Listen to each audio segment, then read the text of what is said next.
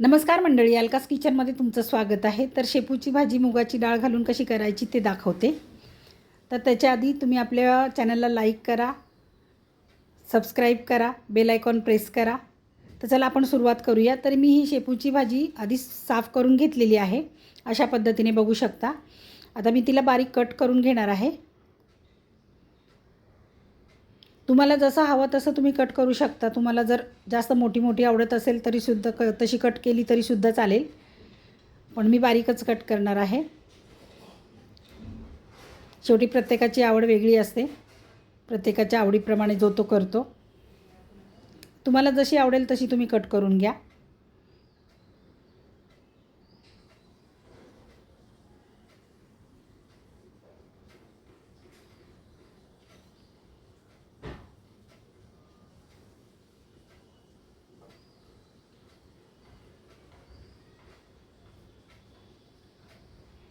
झालेली आहे आपली भाजी कट करून बघू शकता. आता हे मी एका मोठ्या भांड्यामध्ये काढून घेते, म्हणजे धुवायला आपल्याला बरं पडेल. पाणी घालते याच्यामध्ये. भरपूर पाण्याचा वापर करायचा आणि भाजी एकदाच धुवायची, डबल नाही धुवायची पालेभाजी. आता धुवून झाल्याच्या नंतर मी या चाळणीमध्ये पाणी नितळायला काढून ठेवणार आहे. म्हणजे एक्स्ट्राचं जे काही पाणी असेल ते चाळणीतून निघून जाईल.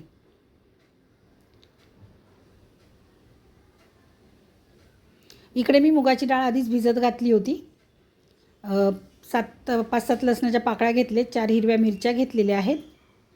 आता मिरची आणि लसूण आधी मी मिक्सरला लावून असं जाडसर बारीक करून घेणार आहे.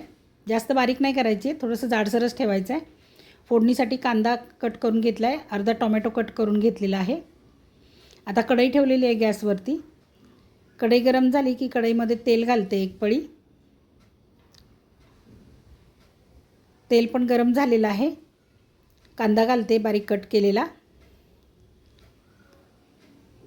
कांदा परतून घेते व्यवस्थित.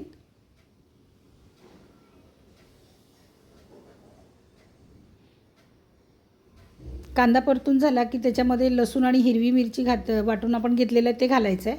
तुम्ही मिरची कट करूनसुद्धा आपण घालू शकता, पण असं वाटून जर घेतलं ना तर भाजीला सगळ्या व्यवस्थित त्याचा तिखटपणा लागतो.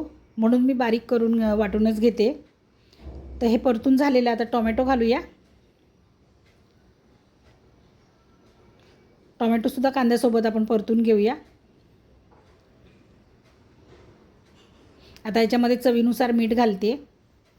तुम्हाला जर भाजीचा अंदाज नसेल येत तर तुम्ही नंतर घातलं तरीसुद्धा चालेल, कारण आपण भाजी ज्या वेळेला कढईमध्ये घालतो ना त्यावेळेला भाजी भरपूर दिसते आणि थोडीशी शिजत आली की ती कमी दिसते, कमी होते.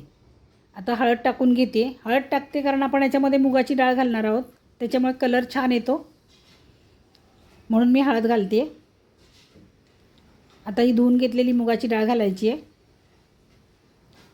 भिजत घातलेली होती आपण आधीच.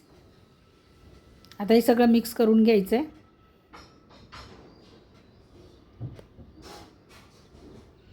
आता याच्यामध्ये धुवून घेतलेली शेपू आपण घालूया.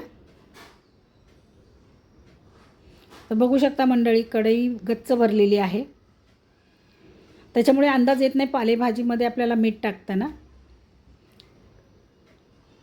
म्हणून तुम्ही नंतर मीठ टाकलं तरीसुद्धा चालेल. आता हे सगळं मिक्स करून घेऊया आपण.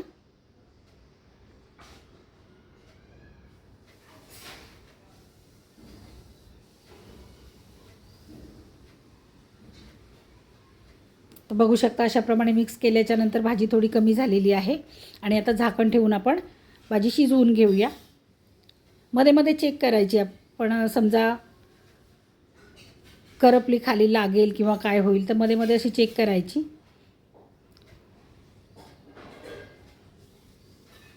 आणि डाळ पण जास्त गाळ नाही शिजवायची आपल्याला, तर थोडीशी डाळ अजून शिजवावी लागेल आणि पाणी पण आहे भाजीमध्ये थोडंसं. तर पुन्हा झाकण ठेवून मी शिजवून घेते.